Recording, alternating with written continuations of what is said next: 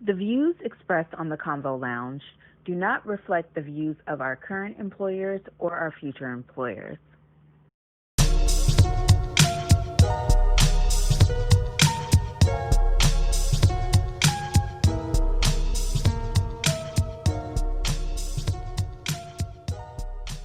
Welcome to the Convo Lounge, y'all, with your co-hosts, Shah Rochelle, Amir Anthony, Antonio Crow, and our very special guest, Reecie Colbert of Black Women View.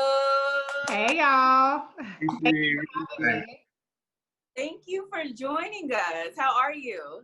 I'm good. How are y'all doing? We're doing well. So, you know why we brought you here? Yes. To discuss Madam VP. Yes, my girl, Senator Kamala Harris. Yes.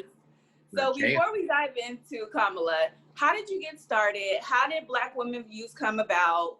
Tell us about the K Hive. Just let our listeners know all about you. That's a lot, girl.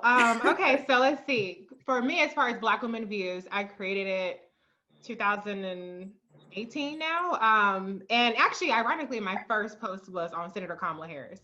But I created it just because I wanted a platform that I felt like spoke to multifaceted Black women, where we weren't boxed into being, you know, how they tend to say you're ratchet if you like this kind of thing, or you're the intellectual if you like this kind of thing. And I'm like, why do we have to choose? You know, we can like Megan Thee Stallion and we can like Rachel Maddow. Like there's no box that we need to be boxed into. We can be intelligent and we can curse our ass off. Like whatever we want to do, we could do it. And so that's why I created Black Women Views.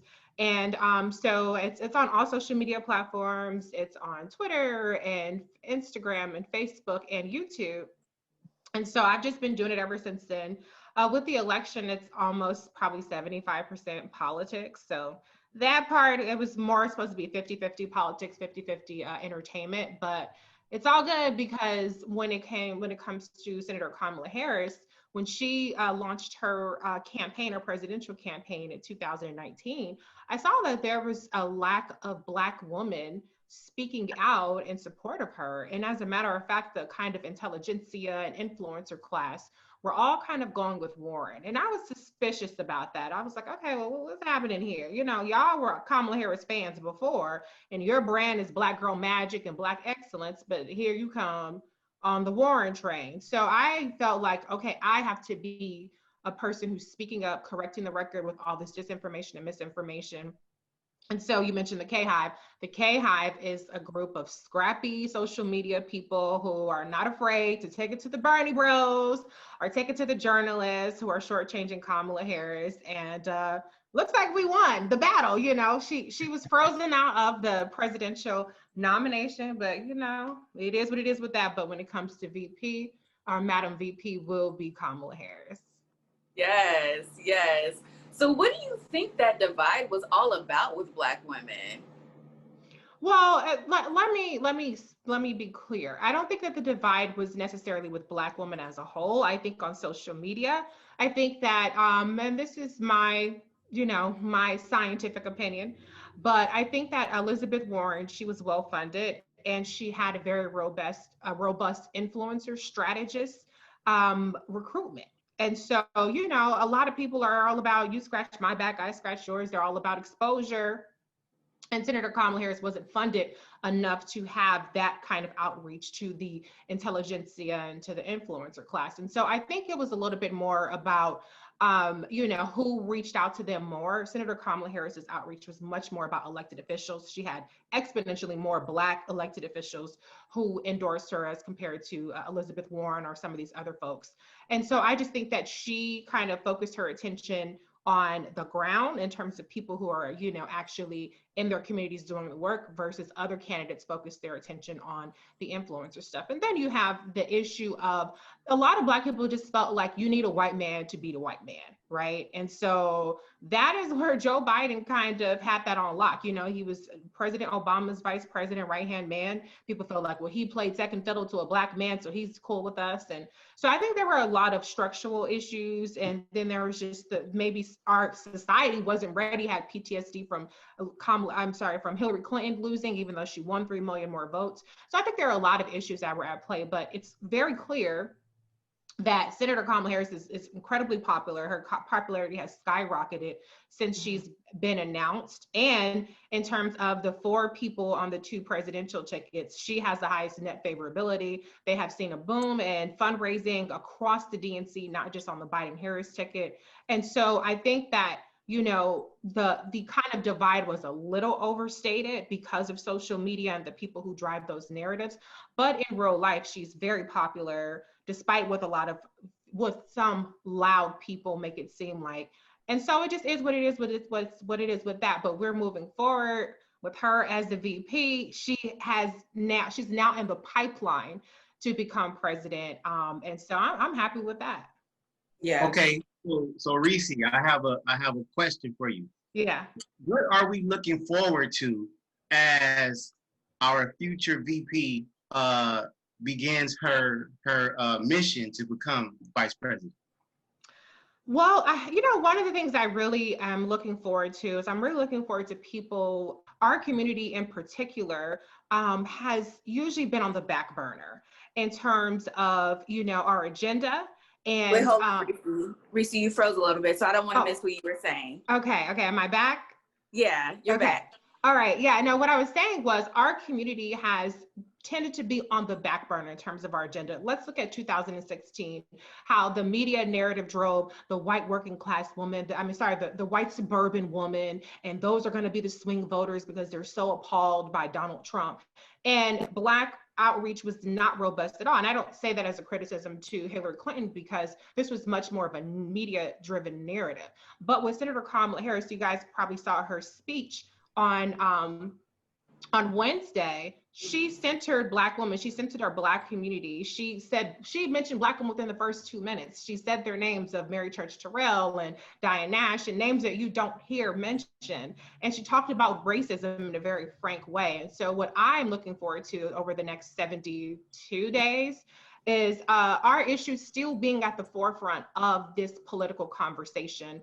And Kamala Harris brings so many receipts, and she brings such a cultural competency to address our issues that it's pretty unprecedented in how we're going to see the rest of this election play. I know one last thing I'll say is I like that with Kamala, she does not pit different groups against each other. She doesn't have to switch up. Okay, I'm in the with the Latinx community, I'm going to have this message. And with the AAPI community, she knows how to weave all of the so-called marginalized communities into her policy making in ways which we all benefit from. So I think that that's going to be something different than what we normally see. Yep, and that is why she's Kamala for the people. Yes. That's nice. So I got to ask you, because I had a chance to hear her speak when she was running for her Senate seat in California a few years back. And that was the first time I actually got to see the power of what she was going to bring to the table. Now, I didn't foresee that it would reach these heights at the time. And then also her background when she was an attorney general in California. So my question is, in terms of the Black vote, what is the thing that you feel that she needs to drive home to really galvanize us in the way that Obama did? Because his whole signature platform was driven on hope. So it was hope and change. So with Kamala, what is she going to bring to the table, and how can she get Black men involved to vote for her? Because I feel like there's still a form of divide, and we already know her history with Black men and men of color. So from a fellow Californian, how can you tell me, okay, I can rally behind her and say, yes, this is the person that I want to rock with? Yeah, I think if you're alluding to her prosecutorial background in terms of her history, I think that that's very much been distorted and smeared. This whole notion that she locked up Black men, or she was just out there like rounding up Black men, like you're going to jail. Like that could not be further from the truth. And I think if people really were aware of her record, like for instance, and how she created the Back on Track program, which was something that targeted Black and Latino, primarily Black and Latino men between the ages of 18 and 24, in terms of getting them out of up to 20-year sentences for drug charges and into a program that gave them job training, that gave them job placement. Kamala Harris was personally calling up department stores and saying, hey, I got some people I need you to hire, getting them parenting classes, mental health counseling, things of that nature. I think if people really understood that she has actually been a person who has been for transformative justice within our criminal justice system, which is slow, be clear, then I think that they would have a slightly different outlook on it. But I agree with you. And, you know, President Obama, he came in an era where we wanted to hear the hope change stuff. And I don't think that at this point anybody has the appetite for that, because we live in much dire times, right? With COVID-19, and then we have the Black Lives Matter movement. And I think where Senator Kamala Harris is different, and I don't mean this as a mark against President Obama, it's different times, is I think that she does approach things with an understanding of like, look, we have work to do. And it's going to take people that actually care about these issues in these positions in order to get that accomplished. And she's already been doing the work, so she can demonstrate what it would be like if she and Joe Biden were in the White House, as well as what, you know, what their cabinet would look like and what the Senate Democrats would do if they had a majority. And so I think that what she brings to the table is, again, she actually cares about our issues.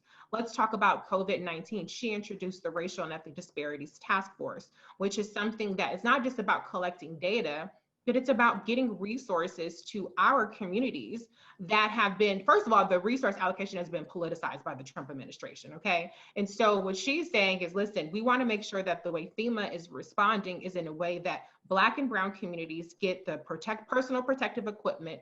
Once there's a vaccine that's available, vaccines will be distributed to our communities. We won't get priced out and won't get left out, things of that nature. One of the earlier issues that came up in COVID was Black men wearing masks, right? Because you had an incident where Black men were accosted for not wearing a mask. And then you have an incident where Black men were accosted because they were wearing a mask. And so one of the things that she did, she teamed up with Senator Cory Booker, and she pressed the bar DOJ to put in place racial profiling measures, you know, training, so that Black men in particular were not targeted by police officers. And I don't know if he did that, but these are the kinds of things that she thinks about. So I think what Senator Kamala Harris can say is, listen, we're going to have either, we're going to have doom and gloom, which unfortunately is what we're looking at with another 4 years of Trump. But otherwise, if we have a Biden-Harris administration, we're going to have an economic recovery, right? And so let's make sure that we aren't left out of the economic recovery. She has a legislation that says we're going to give micro businesses, primarily Black and Latino and Native American AAPI businesses, grants up to $250,000, not loans, but grants. Whereas with the Trump administration, 90% of minority-owned businesses have been shut out of the the Paycheck Protection Program. And so I think what she's going to say is, we have work to do. We want to make sure that the right people are in place that are going to care about our communities. And I think that I'm hoping that will be very persuasive, because at the end of the day, many of us, and that's why so many Black people are disengaged from the process, believe that it doesn't make a bit of difference whether it's Donald Trump or a Democrat in office. And I think she can very persuasively make the case that absolutely it does. Yeah, and I just want to hone in on the fact that as we're all talking about defunding the police in this current climate, Senator Kamala Harris is also talking about making sure that we put money into education, resources for our community, making sure that we look at the reason why crime exists and figure out a proactive way to eliminate it, or at least minimize it in a lot of urban communities. Yeah, I agree. I mean, I think that, you know, we have these litmus tests based on slogans, right? Hashtags and things of that nature. Defund the police is one of them.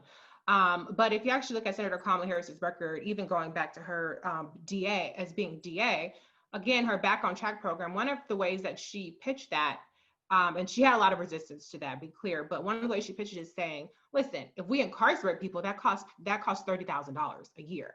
Yeah. My program, which actually it re-enters offenders, right, into our society at $5,000. And these folks go on to be productive members of society. Their records are wiped clean. And so that is a kind of defund the police argument, right? That was being made in 2004. It wasn't a slogan back then, but when you're making the argument that, hey, our tax dollars are better used to actually prevent crime or to actually help those that are getting out of jail from recidivating back into jail, which in California, the recidivism rate at the time was 60%. Versus her program, the recidivism rate was 10%. So making those kind of arguments, she's been doing that for decades already. And I think if we move beyond the slogans, move beyond how people are making it catchy, and we actually talk about the substance, she can make that argument in a very, convincing way. Yeah. I'm glad you totally just spoke to recidivism and the defunding element, because in the sense that what you said was right. The amount that it takes to house a inmate, those monies could be used for rehab. And the community, I think, would embrace that speech better, that message better, than as opposed to the results. But I want to just go into the Black vote within our states. And then it's specifically during the Trump election. And I'm just going to choose one state. In Florida, Trump won by 113,000 votes. But in Miami, there are 379,000 Blacks that didn't vote. And I think that, I don't really want to say that with Kamala being Black, that all the Blacks are going to vote now. But I just think that more awareness of the importance of voting is very needed and ongoing. And I don't know how we get this message out to our people, but I mean, that is something that is totally handcuffing us long term. Yeah, especially the millennials or the generation right under them. Like I have younger siblings who are 18 and 22, and having a conversation with them is like pulling teeth. And I'm like, y'all, look at how our family alone, be it healthcare, be it, the fact that the neighborhoods that we live in, like your local elections all tie into that, not to even like talk about on a national scale, but think about how funding your community is impacted by your vote. And I can't get that message across to them, unfortunately. I don't know if it's because I'm big sis or what, like I'm not cool enough, I can't relate to them, but they're not getting it. Well, I think where it comes down to is that it's boring to them. The message doesn't hit home to them. And I think if you go back to when Obama was running, it was during the origin stages of social media, Twitter and Instagram and Facebook. He took advantage of those opportunities. So that was our time for our generation as millennials, people born in the early 80s, to get out there and support him. So I think with the Biden-Harris ticket, I think that they're going to have to go back to that and bring some form of the music industry, the celebrities and entertainers, because let's be honest, Puff Daddy and Charlemagne and a lot of other Black entertainers and dignitaries were the ones that was pushing that agenda. But now we got to really hit it home. So if we can put our energy, to like how we click on the Shade Room, and if we use those tools to get people to say, hey, this is the ticket because let's be honest, Biden, if elected, will be the oldest president that we've ever had in the United States. God forbid something happens to him, Kamala could be the person to step up and be Madam President. So we have to be very mindful of their policies and what they bring to the table, and to get out there and vote, not just at the presidential level, but even at the local level. So we're going to definitely continue to encourage our listeners to register to vote in their respective states, because I think that's the issue why a Trump ticket was able to flourish, because we weren't registered, we didn't care, we got a little lazy, we were celebrating 8 years of a Black man in office, and we decided to say, okay, we're good, we got what we wanted, let's keep it moving. But that's not the case. Or he didn't do anything, so I'm not going to vote this next election, right, because he didn't do anything. Right, and we can't think like that, because we just lost a champion in John Lewis that fought for that.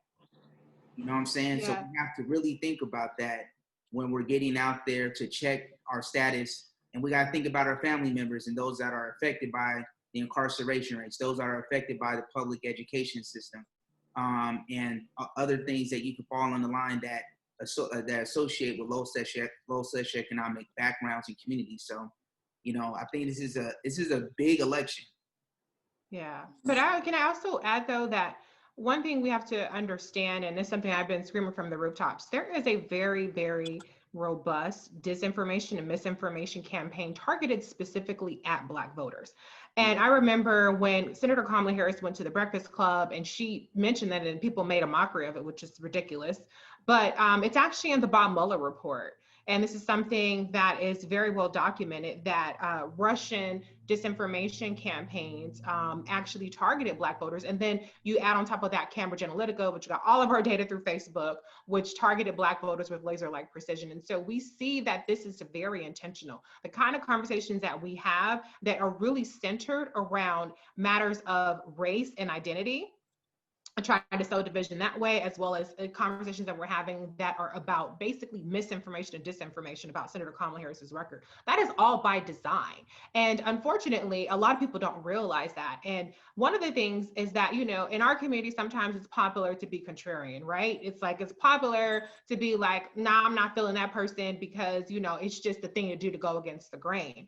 But one thing I do want to point out is that a lot of the folks, for instance, that call themselves going against the grain of Senator Kamala Harris, you're actually a foot soldier of white supremacy. You're actually a tool. Wow. Used by the Russians and the Chinese and by the Republicans to actually do their dirty work. Because the way it starts is it starts with a couple hundred inauthentic accounts, right? And they put it out there, she's not Black, or they put it out there, she locked up Black men for no reason. And then that gets picked up by the contrarians, by people who love to be against the grain. And so now you are authentically, right, doing the dirty work. And so the Kamala Harris is the cop thing, for instance, that started by a white woman who's a convicted pedophile.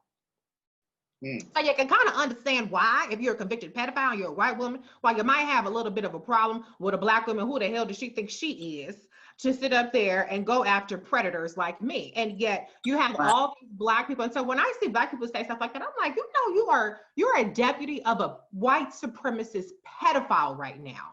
And so we don't have a good enough understanding of the way that we are perpetuating something that is meant to go against our interests. They know that Senator Kamala Harris is a huge threat to the white patriarchal society, to the white supremacist rule, because she has been going against that grain for decades now. And so I would caution and I would encourage Black people to really think about how you're being used as a tool. That's not to say that if you don't like Kamala, that you're a white supremacist or anything like that, but understand how these conversations are being driven, by who they're being driven from, and understanding how you're contributing to that. If we're not having a discussion on policy, if we're not having a discussion on facts, and we're having discussion on stuff that's about sowing division and suppressing the vote, then you are a part of the problem. So let's talk about the facts, and let's talk about the policy, and let's talk about Trump, Pence versus Biden, Harris, not all this other stuff that we get all wrapped up in. And meanwhile, you have Trump and General DeJoy staging a literal coup in front of our faces to overthrow the post office, to overthrow a legitimate election. And there's all this energy about Kamala Harris and, these nitpicky cases that people have distorted, and they want to amplify that. But Pence and Trump are getting away with literally murdering 180,000 Americans from COVID, and they're incompetent. Yeah. And counting.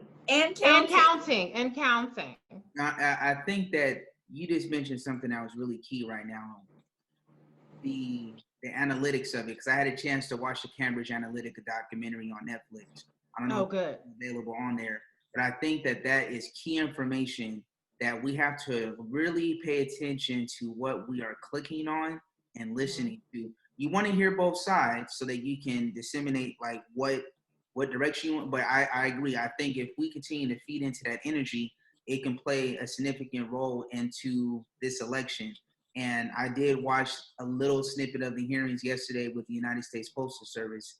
And that was really interesting. I'm like, we really are literally taking a service that we utilize on a daily basis, and we're questioning whether or not if that should be utilized for this upcoming election period. Like, this man is doing everything in his power to not concede his presidency because he knows that he's going to have to concede. It's a wrap.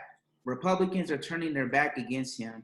They're all coming out. You had John Kasich from Ohio, who was already rolling with the Democratic Party. He was speaking at the Democratic National Convention earlier this week. And you have a lot of others. So it's going to be really interesting to see how Monday kicks off for the RNC and who's going to really support what celebrities, what coverage is going to be added. Because I think we really have to pay attention to what's going to be done here. Because this man is going to do everything in his power to not concede his seat. Well, go ahead. Oh, I was going to say, and I really hope that the RNC convention, which is going to be a white nationalist Klan rally for 4 days, really drives home the point to people that the person that we are up against, we're not up against Biden and Harris. They're not the enemy. They're not the opponent. The people that are opponents are Donald Trump and Mike Pence, who want to entrench their white nationalist agenda for generations. We will all be dead before their judges, right? If they get to appoint another several hundred, they already have 200 judges, but they're poised to almost, if they get the next election, to have appointed more than half of the judiciary in this country. So that means that all of these cases that are overturning these racist policies, these anti-democratic policies, they're not going to be seen by judges that are appointed by Democratic presidents. They're going to be seen by young, ideological, extremist, Trump, and the Federalist Society judges. And so we have to understand what's at stake. And I'm really hoping that seeing the juxtaposition will drive it home to people. We need to have our eyes on the prize. I wanted to real quick, because you were talking about what the RNC is going to represent, because I'm looking forward to seeing how Fox News, Hannity, and Ingram, and all these others that are part of Fox News we already know what we feel about them. But I wanted to ask you, how do you feel about Black folk who support the RNC? Because I see these, because you mentioned they're supporting, they're surrogate Negroes, they're out there doing all this stuff. So how do you feel, Reecie? You took my question there. You took my question. Specifically, Isaiah Washington, the Terry Cruzes, like, what's our homegirl's name? Candace Owens. Well, not my homegirl, but like Paris, I can't think of his last name. Yes. The list goes on. So yes, Isaiah Washington, like, what are your thoughts on Kanye West? Like, it's what level of dysfunction, like, do they have microchips in them? Like, what were they injected with? Are they clones? What drug are they on? They're clones. I feel like I'm a pretty open-minded individual. I don't think people have to think the way that I think, right. But the writing is on the wall with Trump, like in red paint. Yeah. How? I think they just love Trump as a business person. Isaiah Washington, I looked at a lot of his posts. What's amazing to me is this man has been blackballed pretty much from Hollywood after what comments he made from the gay community when he was on Grey's Anatomy, and his career just kind of went downhill from there. So I don't know what direction this is, but I can tell that he's a huge supporter of the Second Amendment, and I can go on and on about that. But I'm just, like you said, like, what triggers, how can we as a Black people say, I'm down with this administration and it's okay to be affiliated with it? And I have a big issue with Candace Owens, because oh my God, like. Well, I mean, if you look at the conversation we're even having around Kamala Harris right now, right? There's a lot of xenophobia within the Black community, right? I mean, she's the child of immigrants, or she's not Black enough, and she's this, that, and the other. So we have issues within our community in terms of issues with xenophobia, and it's not everybody, let me be clear, but that's something that's appealing from the Republicans. The Republicans are the party of xenophobia. They're a party of build the wall. Now, they're also racist too, but, there are a lot of Black people that feel like I'm the exceptional Negro. And so I think that, we have to be frank about what's appealing racism is appealing to some Black people. Xenophobia is appealing to some Black people. But then you have, to Antonio's point, you have the business part where people perceive him to be a business person. You know, you have Black people that are maybe a little bit more well off and they don't like the idea of what the taxes spend liberal, right? And they're like, I got mine and I want to keep mine. And, you know, I pay a crap ton in taxes, but I, know that the Republicans are not cutting my taxes. Matter of fact, my taxes went up under the Trump tax bill. And so there are a lot of things that motivate them, but also when you look at these higher profile people, it's all about the grift, right? Because there is a desire for that, because because the Republican Party is so monolithically white that you can make a quick buck and a quick name for yourself by coning, right? I mean, that's what these folks are doing. They're shucking and bucking, and they're getting paid very well to do it. And after a while, maybe you start to buy into it a little bit and you believe the crap that's coming out of your mouth, but it's all a grip for them. And, when the Republicans are in power, some of these people do get, high profile appointments within the administration. They get access to power. And so it's about money. It's about power. It's also about having some overlap in terms of the racist, white supremacist views that these folks carry. She has a Candace Owens, for instance. I just wanted this real quick. I saw a video where a brother pretty much broke down some of the things that she's been saying out of her mouth, primarily with George Floyd, and how she went on this tangent of how he's being used as a martyr. And if you look up the definition of what that is, that doesn't even go with what, let's focus on really what the issue is. And I think sometimes she plays to the base, but if you go back to her origins, the NAACP saved her at a time when she went through a racist time when she was in college. And and to your point, I think somewhere down the line, someone got in her ear and was like, hey, we can use you for this particular movement. And she's around our age and she's using that. She must be getting paid some really good money to put on that costume and perform in that manner. And she's being used. And I don't know if she'll be at the convention, if she'll be center stage virtually to do anything, but it's going to be interesting to see. And then let's talk about Kanye West. I just real quick, what are your thoughts on that? Because he's basically being used as a puppet to take votes away. That's what they're using him for. And what are your thoughts? Well, I think that Kanye West should be very careful about committing election fraud. There are a lot of laws around how elections are regulated. And I think he might end up in jail behind it. And so he should really be concerned about that, because he's volunteered himself up to be used. So it's not just like it's a matter of, oh, he did it, somebody came and recruited him. He's a narcissist. He definitely has a mental disorder that he's admitted to. But is very sloppy with it. Running for president is not putting out an album. Okay. You can't just do it whatever kind of way you want to do it. And he has been rejected from the ballots in several states already. He's not going to be on the Wisconsin ballot because most of his signatures were fraudulent. Same with Illinois, same with New Jersey and Ohio. And so, when you're submitting fraudulent paperwork and you're doing all this fraudulent stuff, that's going to come back on you. And the paperwork stuff is where these people get busted. And so if I were him, I would be concerned about, continuing with this facade of a presidential campaign, that he does not end up in jail. And if he does, listen, I won't have any kind of sympathy for him whatsoever. But as far as his ability to truly take away votes, he's a sideshow. He's not going to really have much of an impact. I don't think that reasonable people are going to vote for him, and he's not even going to be on the ballot. And so you might have a couple of people that try to, for shits and giggles, write him in. But I mean, it's going to be such a minuscule amount. So it's just really a sideshow. And it's embarrassing. It's a disgrace.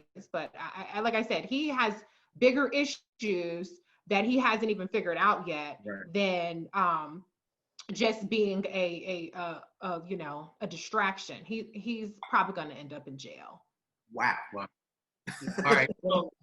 So we're just gonna pray for all of our people in that realm. But I want to talk about the K Hive. Like, I really I enjoyed the episode I saw. I think it was episode 5.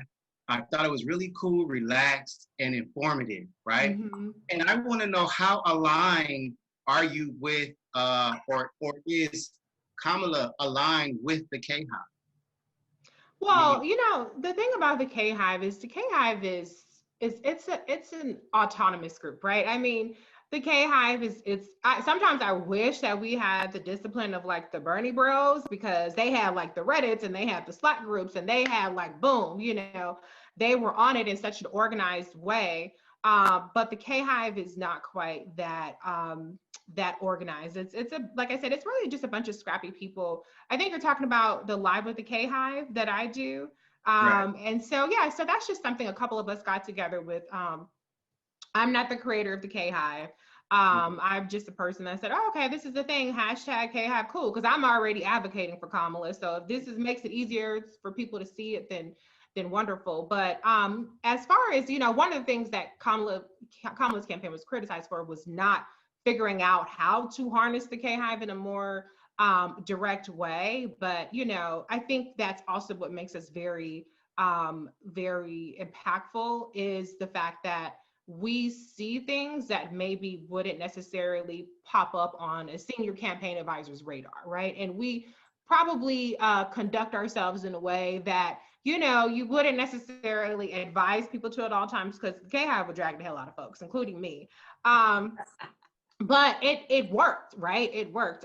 You know, we were able to change the narratives in a lot of ways, and all credit goes to Senator Kamala Harris. Do not get me wrong. She's the one who busted her ass for 3 decades to get to the point to where she is the vice presidential nominee. But as far as, you know, what we did, it was just all about bringing receipts and trying to combat the erasure, the marginalization, and the, again, like I said, the very deliberate campaign by Black influencers in particular, and the Black intelligentsia in particular, to try to diminish her standing with the Black community. And so Kamala, you know, no, she hasn't hopped on Live with the K Hive or anything like that. She shouts out the K Hive every now and again, but yeah, it's just people doing their own thing, but with a shared purpose of supporting Kamala.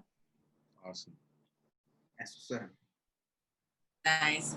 Well, I just want to wrap our conversation up with our listeners being cognizant of the divide within the Black community and playing your part in making sure that it ends with you, it stops with you, making sure that our listeners know the importance of being registered to vote. Make sure that every single person in your family is registered.